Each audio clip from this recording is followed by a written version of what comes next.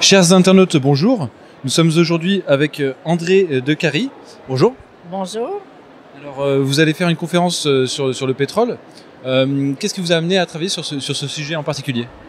Eh bien, j'ai travaillé pendant plusieurs années dans les systèmes de contrôle de l'énergie et j'ai eu accès à de l'information privilégiée, de l'information top secret que j'ai mis dans ce livre.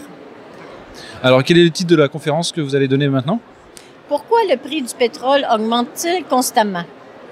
Très bien, merci beaucoup, je vous laisse commencer.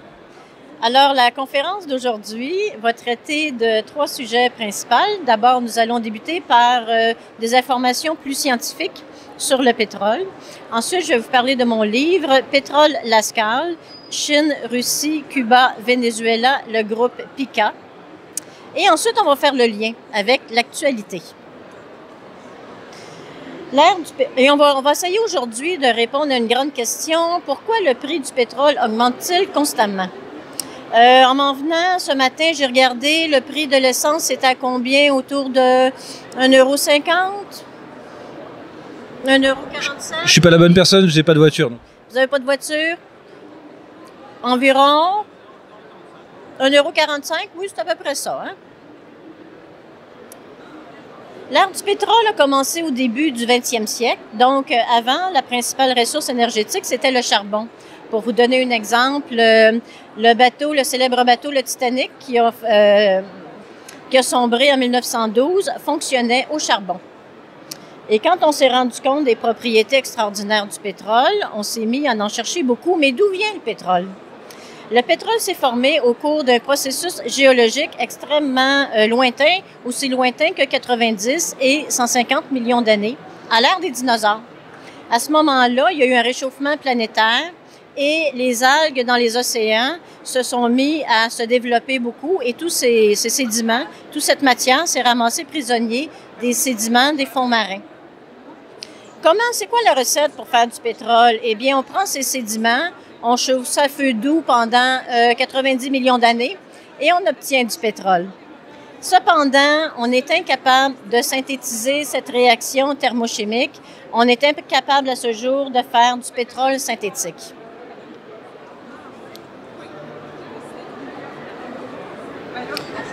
On a recherché de plus en plus de pétrole. On a utilisé des moyens technologiques très importants pour rechercher partout sur la planète où se trouvaient les réserves de pétrole. On a utilisé des satellites dans l'espace, on a utilisé des sonars et on a vraiment identifié partout sur la Terre où se trouvaient les réserves de pétrole. Donc, la courbe des découvertes que l'on voit ici en bleu nous montre qu'année après année, nous avons fait de plus en plus de découvertes de réserves de pétrole jusqu'à un maximum qui se situe au début des années 80. Toutes ces réserves-là n'étaient bien sûr pas en exploitation, mais toutes les réserves de pétrole ont été identifiées et après ça, on a continué à faire des découvertes, mais de moins en moins et de nos jours, pratiquement plus. Le pétrole est devenu très important pour notre économie et nous l'avons utilisé de plus en plus, ce qui nous a amené à installer des équipements de production. Les grandes étapes du développement du pétrole, la première étape, c'est la prospection, donc la découverte des gisements. La deuxième étape, c'est la production, l'extraction des liquides du sol. Et la troisième étape, c'est le transport. Et la quatrième étape, c'est le raffinage. Donc, on amène toute cette matière dans des usines où on ajoute d'autres produits chimiques et on va produire les différentes composantes que l'on connaît, l'essence, les fertilisants chimiques, les plastiques. Donc, on a installé de plus en plus, comme on voit sur la courbe en rouge, des équipements de production pour produire de plus en plus de pétrole. À un moment donné, on est arrivé à un maximum qu'on appelle le pic pétrolier. Ce maximum, selon plusieurs scientifiques, se situerait autour de l'année 2008. Ce maximum nous indique que nous avons consommé à ce jour la moitié des réserves mondiales de pétrole. On l'appelle aussi ce pic pétrolier le pic de Huber, du nom d'un géophysicien qui s'appelait Marion King Huber, qui a travaillé pendant 50 ans dans l'industrie du pétrole. C'est un Américain. Il travaillait pour Shell et lui, il a développé un modèle mathématique entre la courbe des découvertes et la courbe de production. Et on voit d'ailleurs que la courbe de découverte se confond parfaitement avec la courbe de production. Et c'est bien logique de penser qu'au moment où on a fini d'en découvrir du pétrole, la production va diminuer un jour. Avec un petit décalage dans le temps. Avec un petit décalage dans le temps que l'on peut prévoir. Et c'est d'ailleurs ce qu'il a fait. Marion King-Hubert a prévu, avec 11 années d'avance, la diminution des réserves de pétrole des Américains. Dans les années 60, le premier producteur de pétrole au monde était les Américains. Et c'est arrivé exactement dans l'année qu'il a prédit, en 1970. Et c'est à ce moment-là qu'on a connu la première crise du pétrole et les Américains se sont tournés vers le Moyen-Orient. Parmi les autres pays qui ont passé leur pic pétrolier, nous avons le Royaume-Uni en 2000, la Norvège en 2006 et le Mexique en 2004 et le monde entier en 2008. On s'est posé la question, y a-t-il du pétrole au Québec? Eh bien, comme en France d'ailleurs, nous avons les huiles et gaz de schiste, où le développement est très regardé à cause de la pression sur la demande en pétrole, mais malheureusement, ce développement est extrêmement polluant. Donc, il faut vraiment garder un œil très attentif sur tout ce développement.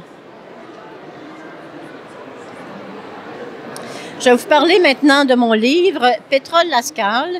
C'est l'histoire d'une pirate informatique qui va mettre à jour un complot international. C'est une grande enquête journalistique sur les réserves de pétrole et toutes les informations sur le pétrole sont vraies et vérifiables. J'ai travaillé avec un journaliste quand j'ai écrit ce livre et au début de chacun des chapitres, on retrouve des coupures de journaux, de vrais journalistes qui existent vraiment et on reste toujours collé à la réalité géopolitique. Dans ce livre, ça débute dans le Grand Nord canadien. Oups, pardon, petite maladresse. Ça débute dans le Grand Nord canadien où tous les militaires d'une base armée canadienne disparaissent. Ça se passe au Nunavut et il y a une grande partie de l'histoire qui se déroule à Paris. Il y a un groupe qui s'appelle le groupe PIKA. PIKA en russe, ça veut dire la main, pour la mainmise sur les réserves de pétrole. Donc, on voit le lien avec l'actualité, surtout avec ce qui se passe en ce moment en Ukraine, avec le développement des Russes. Et d'ailleurs, le chef du groupe PIKA est un Russe.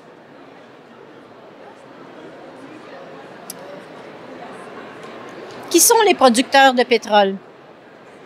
Eh bien, nous avons l'Organisation des pays exportateurs de pétrole, l'OPEP, qui a été créée dans les années 60, qui contient une douzaine de pays du Moyen-Orient et le Venezuela aussi. Parmi le producteur principal de ce groupe, nous retrouvons l'Arabie saoudite. C'est en Arabie saoudite que se trouvent les plus importantes réserves de pétrole au monde.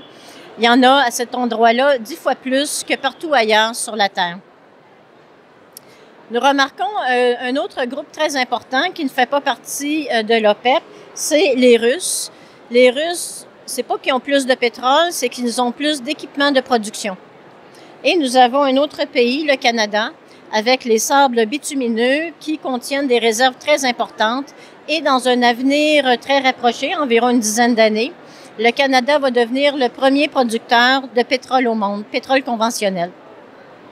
Le sable bitumineux, c'est polluant quand même à extraire, non?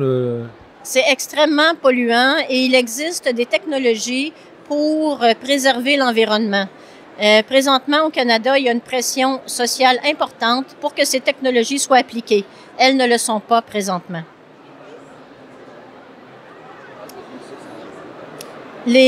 Pour vous parler aussi de l'OPEP, à la fin des années 80, l'Organisation des pays exportateurs de pétrole a établi une règle pour calculer les réserves de pétrole, la production de pétrole de chacun de ses pays membres. Il a fait ça afin de maintenir les prix à un certain niveau. Cette règle-là, elle est fonction des réserves déclarées par chacun des pays. À la fin des années 80, il y a le Koweït qui a décidé de commencer une partie de poker. Il voulait augmenter ses revenus, alors du jour au lendemain, il a doublé ses réserves de pétrole. Il a pu ainsi doubler sa production. Une semaine après, le Venezuela faisait pareil Du soir au lendemain, ils avaient trouvé autant de pétrole que ce qu'il y avait. Tant et si bien qu'à la fin du mois, tous les pays membres de l'OPEP avaient doublé leurs réserves de pétrole. Mais ce qui est encore plus surprenant, c'est qu'année après année, le pétrole consommé est remplacé par du nouveau pétrole. C'est comme si les réserves de pétrole du Moyen-Orient ne diminuaient jamais. C'est comme ça que sont calculées les réserves de pétrole au Moyen-Orient. Qui sont les consommateurs? Eh bien, nous avons les champions, toutes catégories, les Américains. Et en passant, les Canadiens, par habitant, on consomme autant que les Américains. Fait à noter, en 2011, la Chine est devenue le deuxième plus important consommateur de pétrole au monde. Nous remarquons l'Europe qui comprend 27 ou 28 pays maintenant, qui consomme la moitié de la consommation des Américains, bien qu'ils soient 60% plus nombreux.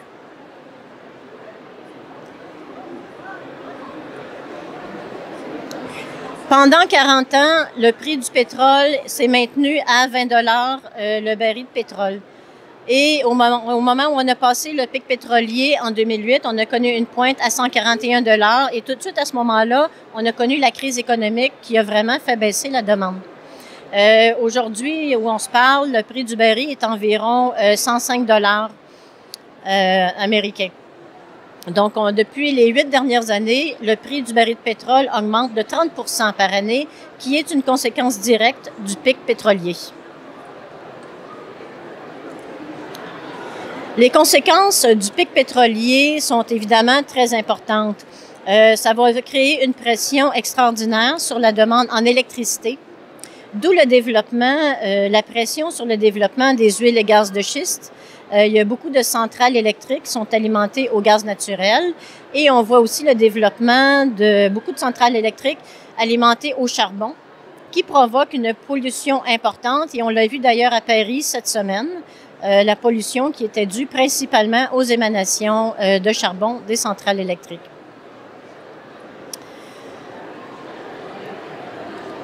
Il y a les aliments, les fertilisants chimiques aussi qui sont beaucoup utilisés, comme par exemple au Canada, le prix du pain a doublé en 5 ans.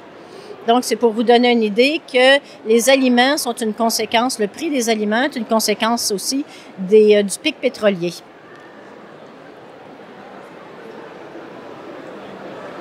En conclusion, on devient toujours plus conscient quand il faut qu'on mette la main dans notre porte-monnaie. Aujourd'hui, nous sommes concernés, demain, nous serons touchés. Nous avons commencé la phase de transition et j'ai écrit ce livre pour informer le public et nous préparer aussi au changement, à la phase de transition vers d'autres formes d'énergie. Lascal! André Decarie, merci beaucoup. J'ai une dernière question. Vous parliez du poker menteur tout à l'heure à propos des pays qui déclaraient donc des fois le double de ce qu'ils avaient réellement en réserve, de ce qu'ils avaient réellement découvert. Et que d'année en année, leurs réserves ne diminuaient pas. Est-ce que ça veut dire qu'aujourd'hui, donc les réserves déclarées sont complètement fausses alors? C'est tout à fait vrai. Les réserves déclarées sont complètement fausses et il restera environ entre une trentaine d'années de pétrole conventionnel. Alors j'avais une dernière question, s'il vous plaît. Quel conseil donneriez-vous aux citoyens qui souhaiteraient s'engager pour essayer de changer les choses au niveau énergétique et pétrolier? Au niveau énergétique, c'est d'utiliser de plus en plus l'électricité. Ici, en Europe, vous êtes très chanceux parce que vous avez les transports en commun qui sont très développés. Une des choses à faire aussi, c'est d'acheter localement des produits alimentaires locaux. Donc, de développer une industrie alimentaire locale, c'est très important pour la poursuite, la phase de transition que nous avons commencée. Et apprendre à consommer de moins en moins de l'énergie. Et la technologie est là absolument pour nous soutenir. Par exemple, pour la production d'hydrogène, présentement, les Américains sont à développer un combustible à base d'hydrogène produit par des plantes. Donc, les autos électriques avec des moteurs fonctionnant à hydrogène, ce n'est pas très loin. L'auto électrique, d'ailleurs, va devenir l'auto de remplacement. Merci beaucoup. Je vous souhaite un très bon salon. Je vous remercie énormément de m'avoir interviewé. Je trouve que vous faites un travail fantastique. Merci beaucoup.